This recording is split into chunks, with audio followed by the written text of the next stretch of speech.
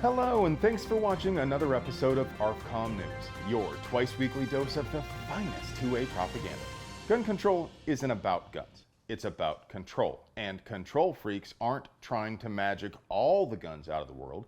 They are well aware they'll need armed thugs to disarm peaceful people. Check out this recording of Control Freak Activists in Training, published by Brian Wilson on Super Talk 99.7 FM.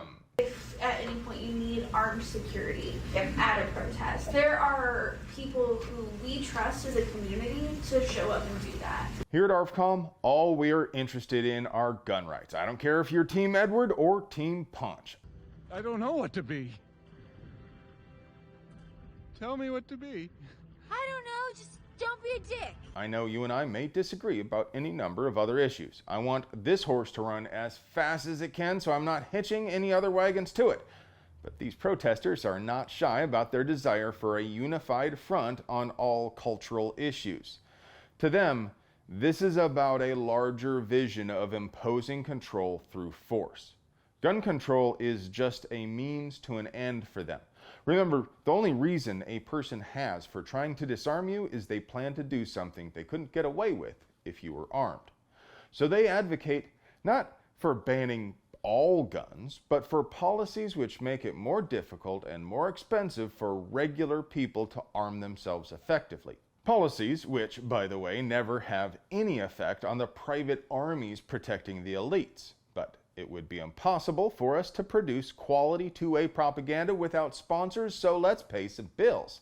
Today's video is sponsored by TNVC.com, your source for good old-fashioned all-American night vision, just like Mom used to make. TNVC.com, night vision devices for people who need gratuitous amounts of seeing in the dark. With all new flavors like sour apple green phosphor, white cherry phosphor, and beer. Seeing. You'll be good at it. Science, night vision, science, night vision. TNVC night vision is made with real dark matter. You'll be so good at seeing, you'll be able to see through time. New Jersey's Bruin response law just got smacked hard. The Firearms Policy Coalition owns a printer and it goes brrr. The case still needs to be argued and decided, but a federal judge issued an injunction against the Flores Lava portion, which basically turns pretty much the whole state into a giant disarmed defenseless victim zone, the prohibition on functional firearms and vehicles, the ridiculous requirement for an in-person interview for character references for a carry permit, and the insurance mandate. So while this case works its way through the courts, the state won't be able to enforce those parts of the law.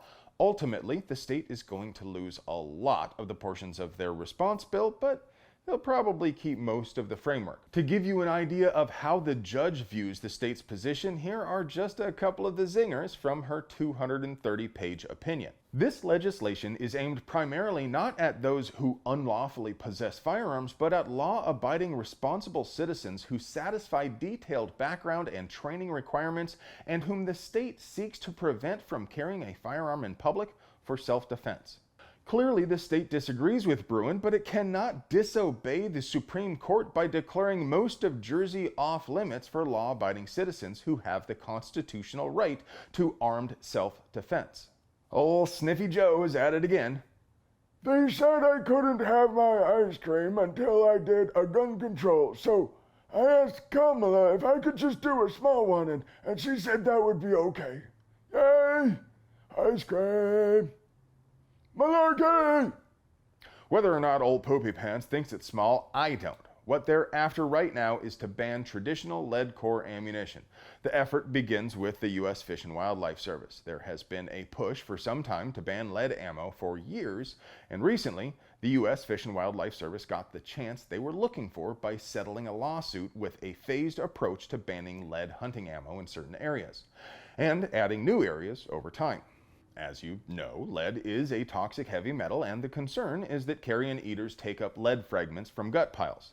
Lead accumulates in tissues over time, and it does cause serious neurological problems. But while the acute effects of lead poisoning are well known, there really isn't any empirical data supporting the idea that lead bullets cause any harm to animal populations in aggregate. Why were they eager to settle without following the science?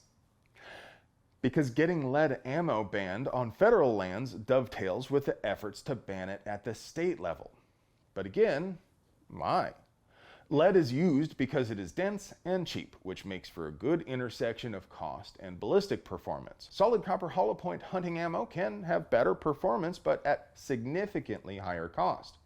I guess manufacturers could crank out iron core, copper jacketed plinking ammo or whatever, but that would still cost more than lead.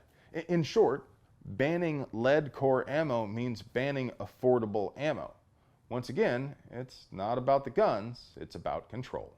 And now, for your moment of zen.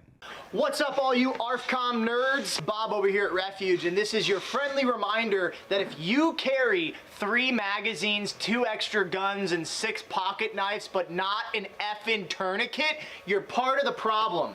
Hey friends, do you like pews and other pew-related things? Do you want to help us keep delivering you pure, uncut American pew propaganda at the low, low price of free fitty? We literally couldn't pay the bills without our sponsors. So, do yourself a solid, get yourself something nice from them. You deserve it. I love you.